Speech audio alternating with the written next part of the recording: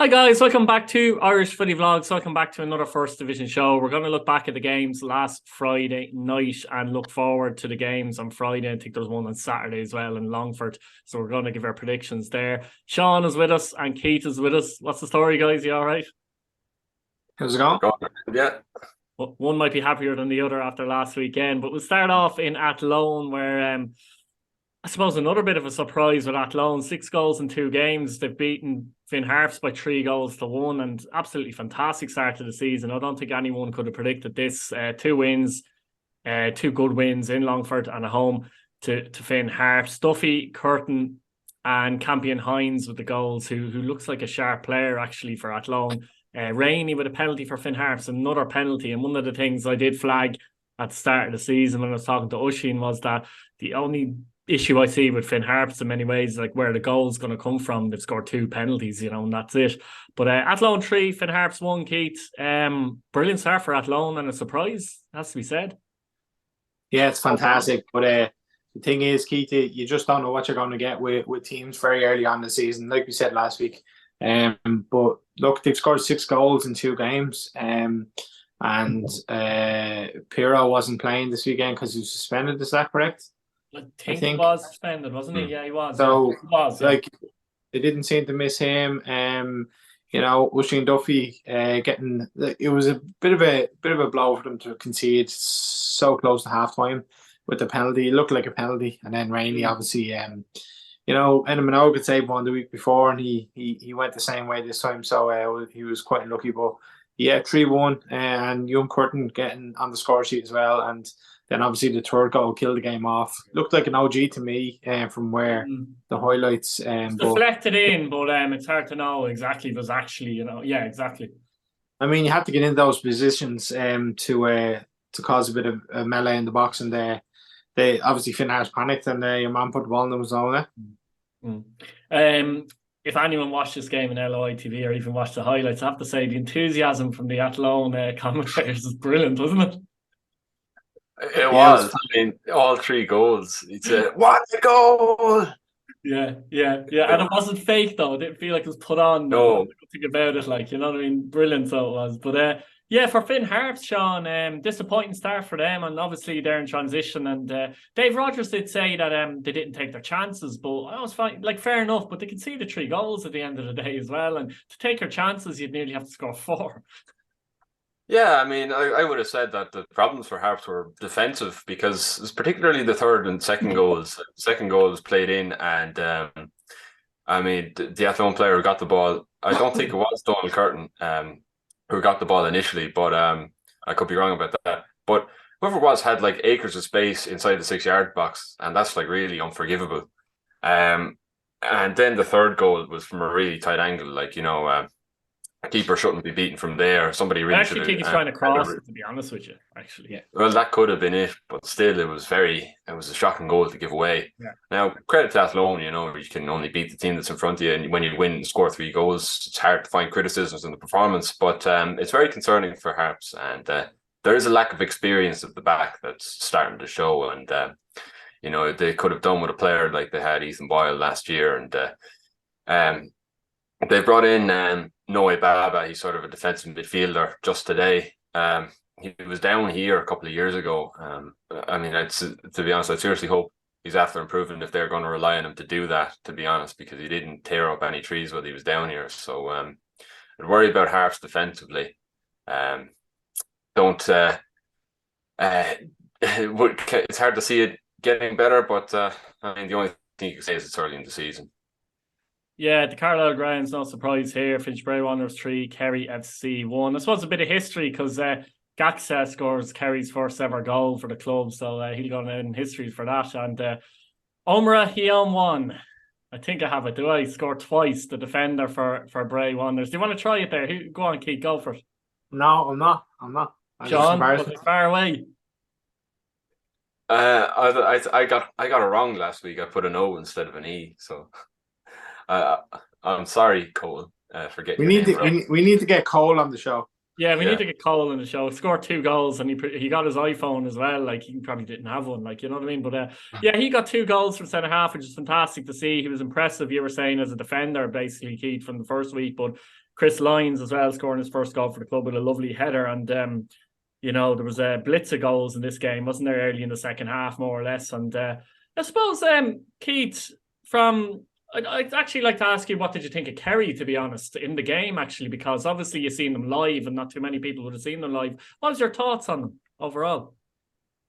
They're a big side, Keith. Particularly centre halves. Really big side, and you know, they got around the pitch, and you know, they've a lot of young players, so you know they'll have to get used to the league, and you know it's you know, you're thrown at the deep end, League of Ireland First Division. I mean, you're not given any opportunity on the ball or anything like that, you know. So whereas in the Premier League, you may be given a bit more space. But look, they'll do all right this season. I mean, they're not going to be the whipping boys I thought they would be, because they played a bit of decent ball. Fair play to the Kerry fans. There must have been about 100 of them that travelled up. I mean, to travel up, what is it, 4 hours to Bray, and then 4 hours back. Fantastic support for them. Hopefully they continue to get that on the road as well as at home. Sean McGrath, I mean, myself and Gavin spoke about him last season at Cobh. I thought he was very, very tidy in the midfield for Kerry, and obviously Gaxa got the goal, but you know, it was more of a giveaway than good play from Kerry. So all in all, I think they'll be all right. Like, they'll obviously be down towards the end of the table, but they will trouble a few teams once they get used to the division. And the teams around them, the likes of I was going to say Athlones and Cobhs, but like it looks like the teams are going to be up there. So you know, once the league kind of evens itself out after 12 games, we'll know the teams that are going to be around Kerry, and they're the teams they'll threaten. And overall, obviously, expected win for Bray, but pleased with the. Do you think they're starting to gel? Because I know they brought in a lot of new players. Wexford have done the same. We'll get on to them later on. But do you think Bray look like they're gelling fairly early? Absolutely, I do. I mean, Cole had another great game. It was great to score off set pieces. Something we didn't do much last season because we had a bit of a smaller team. Two of his goals were taken very well, almost identical. I mean, Harry Groom and Crowley in the middle of the park kind of dictated things as such. Ger Short was fantastic on the right wing. Fantastic ball across for Chris Lyons, and he got another goal for the club. So he's obviously scored for us in his previous spells with the club. All in all, one of the blotches on the game was Lennon Sullivan went off injured in the first half.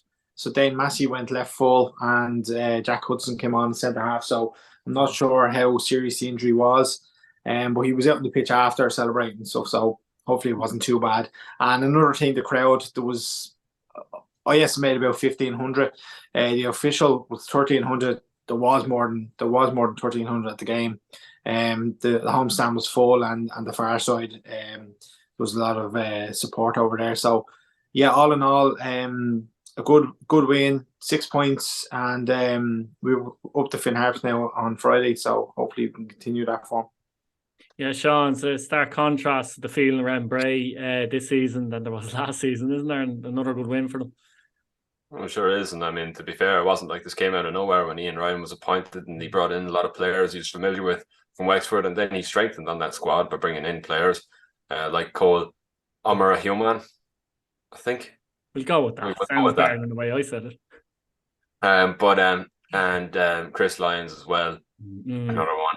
But you know, look, they were very good, and they fully deserved their win.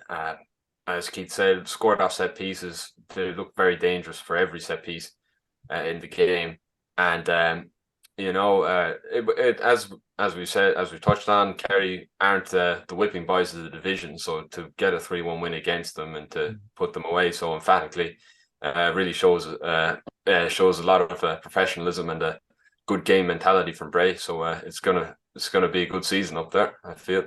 Yeah, good start for Bray Wanderers. The finished Cobh Ramblers 2, Wexford SC 1, O'Brien 11, Phillips OG on 14, put Wexford level after a good ball in from Levingston and Connor, that is.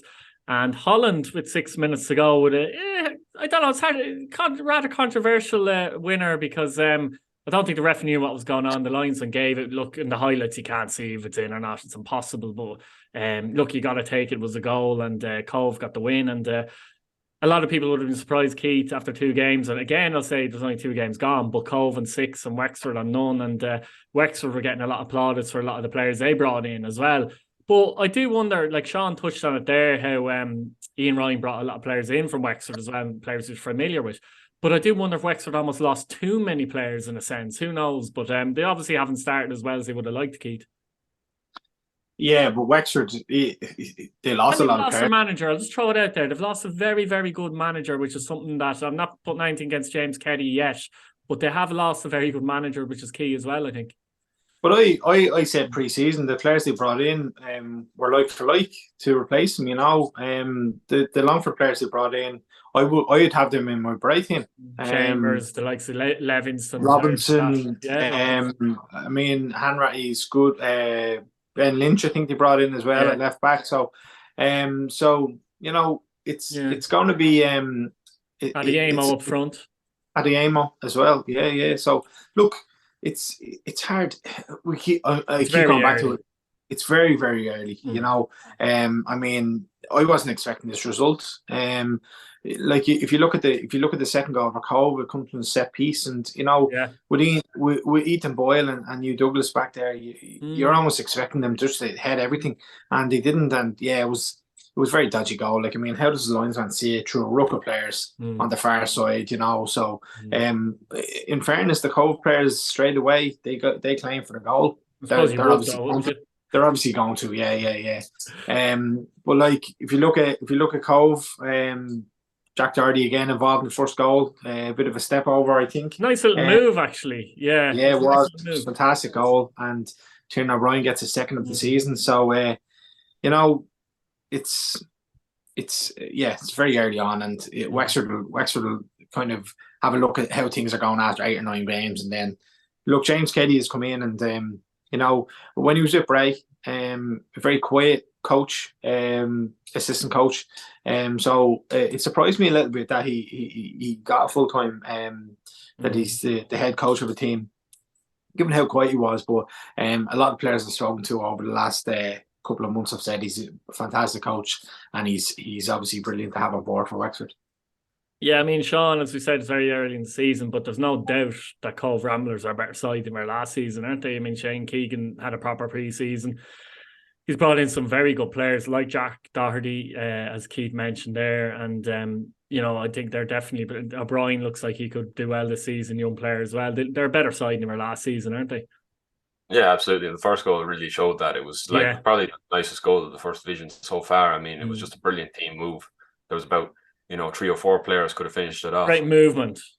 It absolutely was. And you know, we've touched on the goal or the winner, and you know, if I was the referee, I wouldn't have given it based on what I saw from the highlights. Now the angle could be deceptive. It could be deceptive, but it's certainly not obviously into the net, I would suggest. No, it's not. It's not a clear cut. No.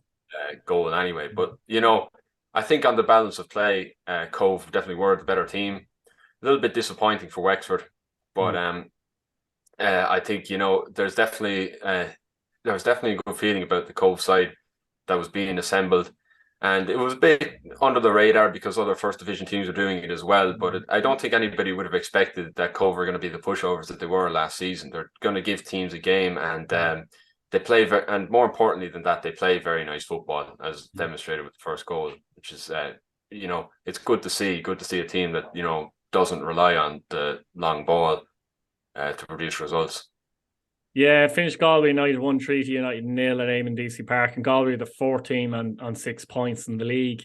Had to be a defender who scored the winner as well, Keith Rob Slevin. It was from a corner, wasn't it, as far as I remember? Wasn't it a corner? Yeah. Corner. A few goals from corners actually this weekend in the first division. But look, it's what can you say? It's a typical Galway type win, isn't it? Yeah, absolutely. I mean, 2 other goals last year came from set pieces as well, from defenders as well. So, yeah. You know, the only surprise here is that Galway didn't probably score more goals. You know, they probably would have been hoping to open up treaty a little bit. But a fantastic header from Rob Slevin. Yeah. Look, Galway are taking on nicely, aren't they? 6 points. I mean, 2 points ahead of Waterford already, but we're early stages. Again, I'll say it, we're early stages. So, but like, mentally, Caulfield, he's obviously brought Ollie Horgan in the off season, and he'll be hoping he can add something to Galway, a bit of bite to them that he didn't really have last season towards the playoffs and stuff, and in the playoffs didn't have that bite as such, So, we'll see how it goes. Treaty, worrying for Treaty, like 2 games, no goals, struggling a little bit. Could be the season that they kind of say, "Oh, we're going to struggle here." I think so, Sean. I was just going to take up that point with you because I think you've talked about other clubs strengthening. Cobh definitely strengthening, and it looks like Athlone have strengthened as well. To be fair, to many people's surprise, but I'm not sure if Treaty have strengthened, Sean. Really, are you? Yeah, I don't really think so. The Connolly situation would have been a big blow for them as well, Yeah, it was very unfortunate. I'd imagine he was a big part of their plans for this season. But it's difficult for them because of being an amateur club, and they've lost a lot of players. Lost Jack Lynch last season. They lost Matt Keane. They've lost a few key players. Jack Brady's another one. And I don't think they've been replaced. Yeah, and they're fair enough. They weren't, the 2 games that they've played in, they weren't blown out of the water. But I don't think you could have said that they deserved anything from either of the games. I still think it was, last week Bray deserved their win because they were on top for the majority of the game, and this week Galway really dominated and kept Treaty's opportunities to a minimum. So I don't think you could have said that they deserved anything. That they're probably 0 points is an accurate reflection of their season so far. And it's hard to see them picking up points against some of the teams with the way they're playing now. It's going to be very competitive, and they might not finish as high as they did last season. I think the worry for them is that they're going to rely on the Curran even more so this season. But the chances of him replicating last season, particularly in a team that struggled to create chances, Sean, it's going to be difficult. That I think as well. Yeah, and having the players behind him that he did. Yeah. Again, we touched on Jack Lynch. Ryan Connolly's gone now, and there's very little service up there, to get him the ball so he can do his stuff. And that's tough. Like, he's working off very little, and I've yet to see them. I've yet to see them live this season, but I'd be very curious to see how direct the style of play is, because I imagine there's very little in the way of getting the ball down and playing it through the middle in ways that they did last season, that they were able to open teams up, and when Enda Curran got the ball at his feet, he was very clinical.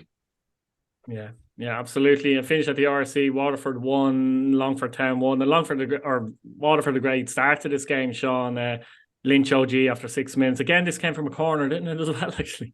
Didn't it? Yeah. It was quite 4 or 5 goals from corners last weekend. But the Waterford faithful probably thought they were going to go on and win the game comfortably. But Booty F scored after 56 minutes. He came on, and it was a weird goal. Like, it was a lovely header, but you wouldn't really normally be heading in that situation, really, to be honest. It just went over, I think it was Subawali's head. Was it Subawali? Yeah. Maybe he could have dealt with it better. And overall, a great result for Longford, Sean, having lost the Midlands Derby the other week. But Waterford will be a little bit disappointed with that. And how did they play overall?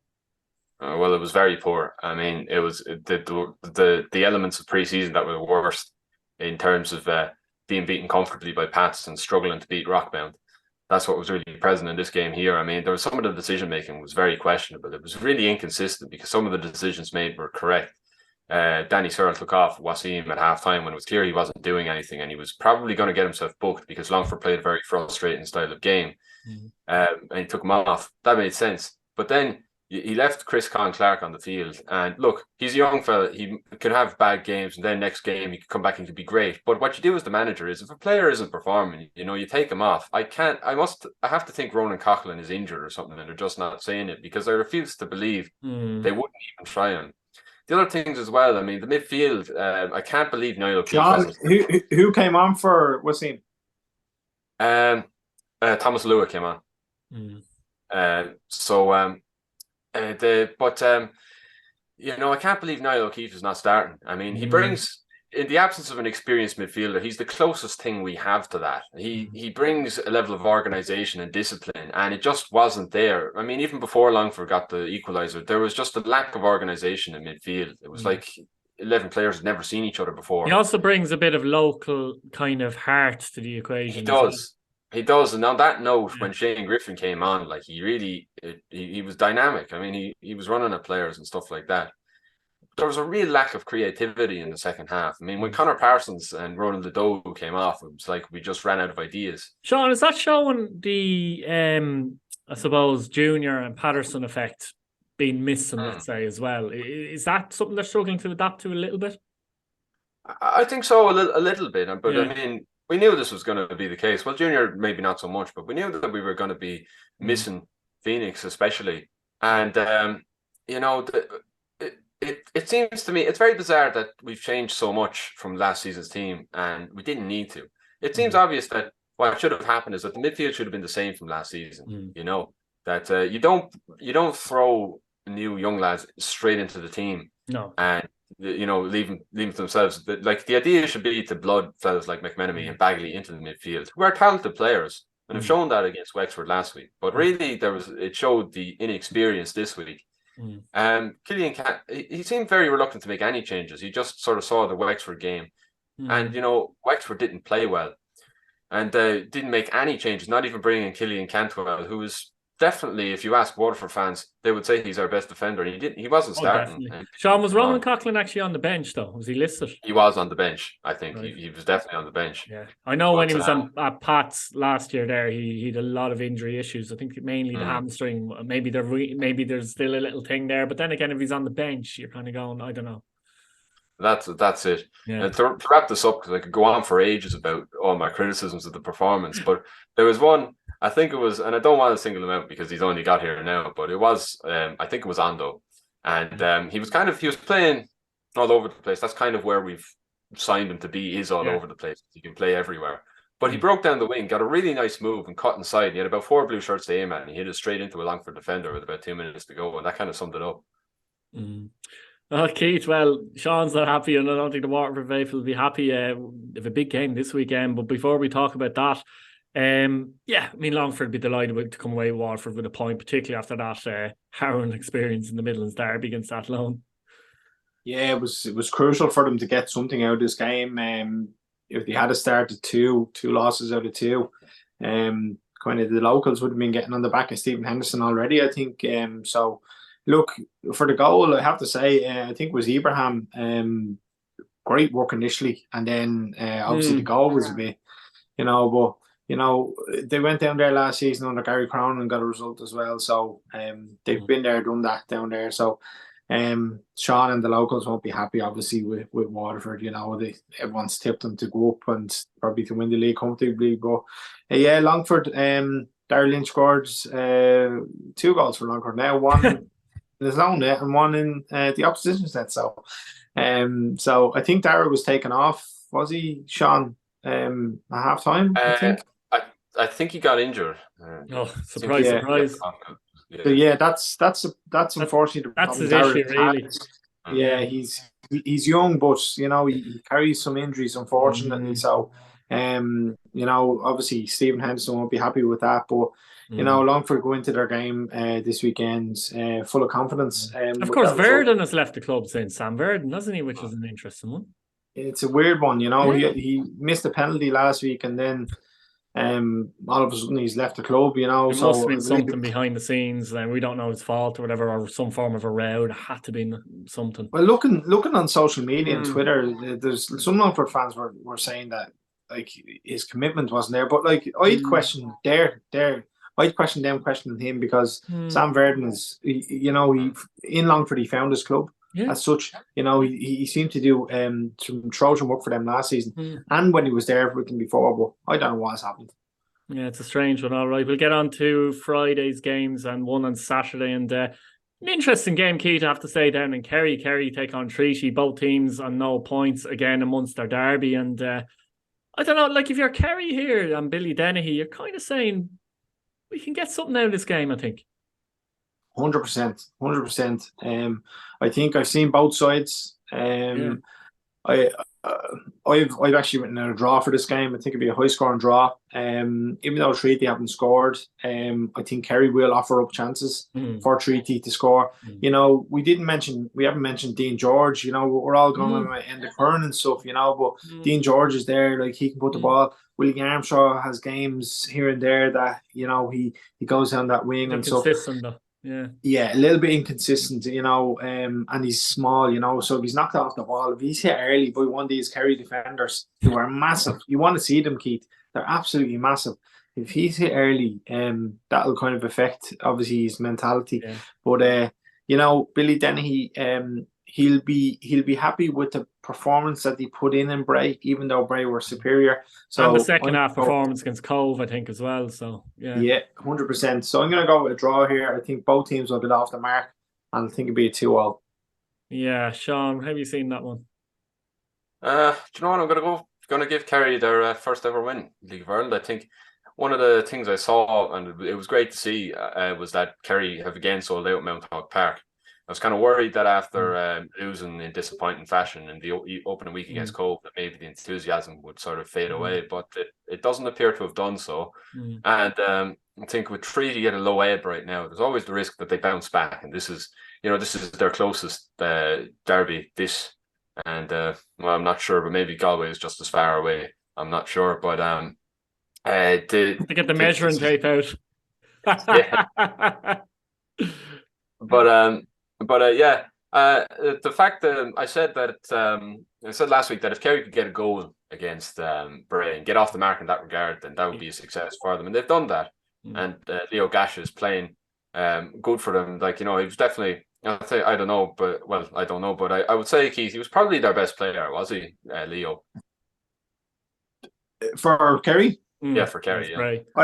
I think himself and Sean McGrath were the standouts, definitely. Yeah. So they've got the stuff. It won't be easy for him. It certainly won't be easy for him, because Treaty haven't been hammered in either of the games they've played. But I still think that, you know, they could get. What could happen is, you know, they score maybe 10 minutes from time, make it 1-0, and then Treaty come on the counter, they weather the storm, and then they break away and they get a second goal, 2-0. Great stuff, scenes. Yeah, unfortunately, I'm going to burst the Kerry bubble and go for a Treaty narrow win in this one. Wexford all and of us are Athlone. Going for different ones. That's true. Did we go for a draw, Kerry and Treaty? Brilliant, yeah. The other week we're all picking the same nearly. Who have we got next? We have Wexford, and Athlone, yeah. So Athlone top of the league at the moment, a goal difference, and Wexford bottom of the league. So that's an interesting one. Wexford are obviously home, Keith. They really want to get off the mark in this one and with a win, wouldn't they? Yeah, 100%. But do you know what? I put Athlone down for a win here. Given the results that they've had this season, they've gone to Longford and won 3-1. They've beaten Harps 3-1 at home. Yeah. And Wexford seem to be struggling. So, you know, I fear a little bit for Wexford. If they don't get out now this game, will the locals start to kind of lose a little bit of interest? There's a bit of a buzz around against Waterford, full house, match delayed because people couldn't get into the ground. So you'd worry on that front. Super Bowl style entrance and everything. Yeah, absolutely ridiculous. But however, you know, if James if James Keddy got the lads in the training ground during the week and said, listen, we've started this way, there's nothing we can do about it now, go out and play Athlone. But they're playing an unknown in Athlone, multinational Athlone. That's what I'm going to call them this season. But I think Athlone win this game. They look like a physical team to me, Athlone as well. Sean, how are you seeing this one? Obviously, Keith's gone for Athlone to win the game. Perro will be back as well. It's really tough to call, but I have to agree with Keith. I think Athlone, if you're going on the basis of form and how they've played, Athlone are definitely a lot better than Wexford, and morale has to be very low at Wexford now when the hype was so off of the charts heading into the season. I mean, but I'd agree, if Wexford don't get something out of this game, like, you know, there's signs of trouble brewing. That if they don't, like, even get a draw and get off the mark, like that would mean something. Yeah. If they lose this game, which is a real possibility, then they're in serious trouble. But on the basis of how Athlone are playing, This happened 2 seasons ago. They had a Yeah. very good start. First four And games are on 12 points, weren't they? yeah, and that was what I was going to touch on. It took them like 4 or 5 games before, they came crashing down to earth. Not saying that's going to happen to them this season, but I certainly don't think that if it does happen, it's going to be this week. So I think they're going to play as well as they've played in the past 2 weeks. And if they do that, then it's hard to see Wexford getting anything out of this game. Could say maybe 2-0 to Athlone. Ooh, so 2 Athlone wins. I'm going to go for a draw on this one. So no prediction of a Wexford win. Up in Ballybuffet, Finn Harps take on Bray, Wanderers and Keith. Obviously, as I do say, Finn Harps is a difficult place to go. In fairness, Galway beat them up there, but it wasn't easy. No points for Finn Harps so far. Are you a little bit worried about this one from a Bray perspective, or are you confident they're going to get a win here? I'm never confident with Bray. It's such a tough league, Keith. And like Bray could go up here and lose 6-0, or they could win 6-0. It's that type of league. Bad start for Finn Harps. Obviously Dave Rogers won't be happy with the start they've had, even though he's trying to kind of code it a different way, and he's saying, "Oh, we'll come good, blah blah blah." Two losses out of 2, and we won't be happy. And then obviously Bray are on the other end of the spectrum where they have 2 wins from 2. So, I'd take a draw up here. I think it's a tough old place to go, Ballybuffet.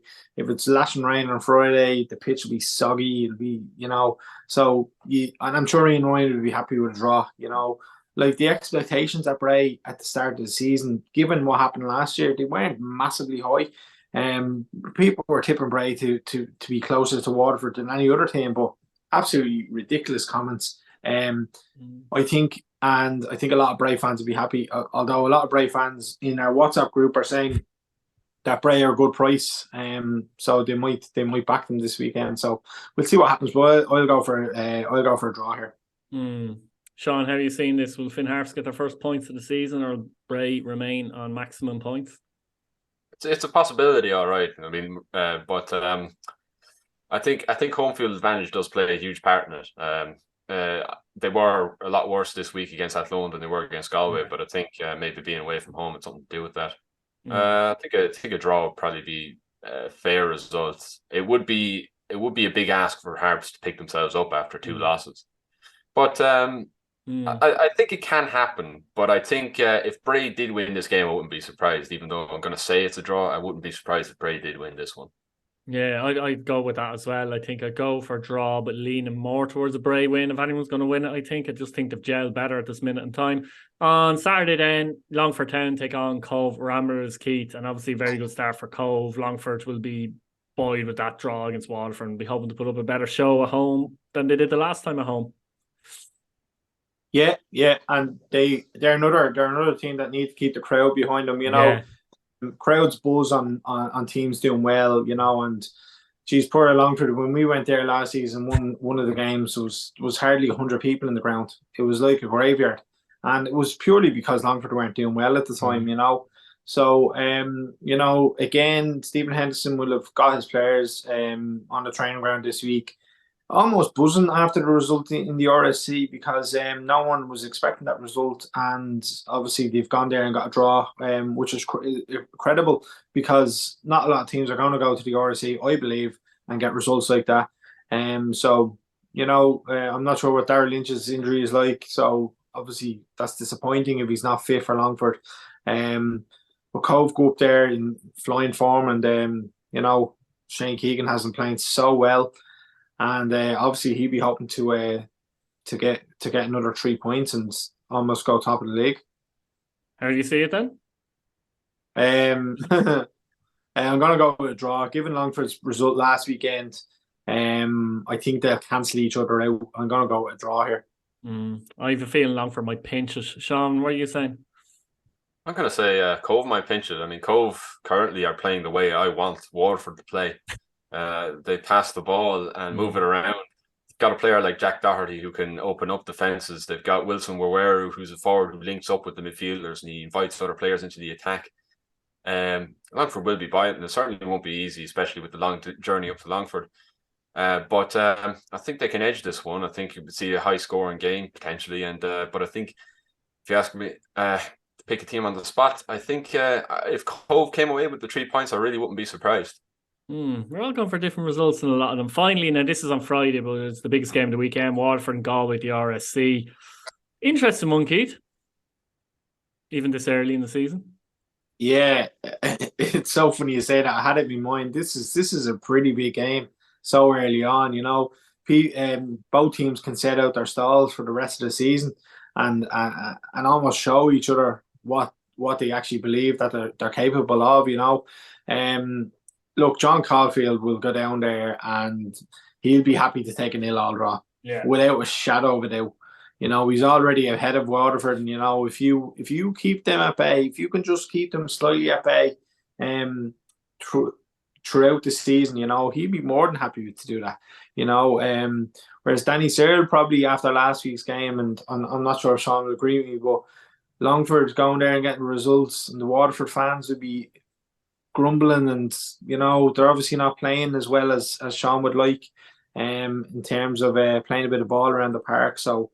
I've actually gone for Waterford win here. I think they'll have too much for Galway. But as I said, Caulfield would be more than happy to take a scrappy 0-0 draw. Sean? Yeah, I mean, if what Galway are going to do is basically what Longford did last week, but the only difference is they're going to do it better because they have more experience. So in that case, I'm going to have to say Galway are going to win this one if we play the way that we played last Friday.